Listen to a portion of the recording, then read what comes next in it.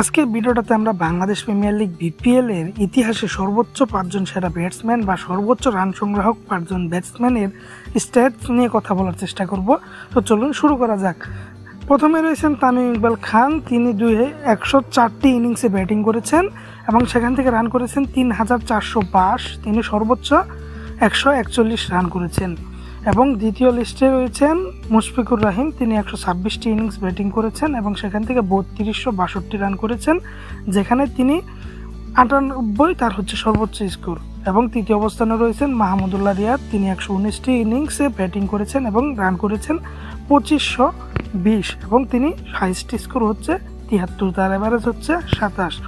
এবং সাকিব আল হাসান, যিনি 113 ইনিংসে ব্যাটিং করেছেন, যেখান থেকে সাকিব আল হাসান ব্যাটিং করেছেন 2397 রান করেছেন, সর্বোচ্চ তার 89, 26.93 তার এভারেজ।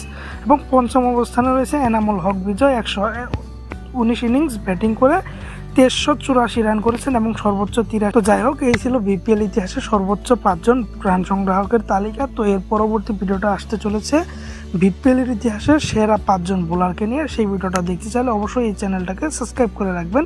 স্পোর্টস ভ্যালু সবসময় আপনাদের জন্য স্পোর্টসের গরম খবর নিয়ে এসে থাকে। ধন্যবাদ।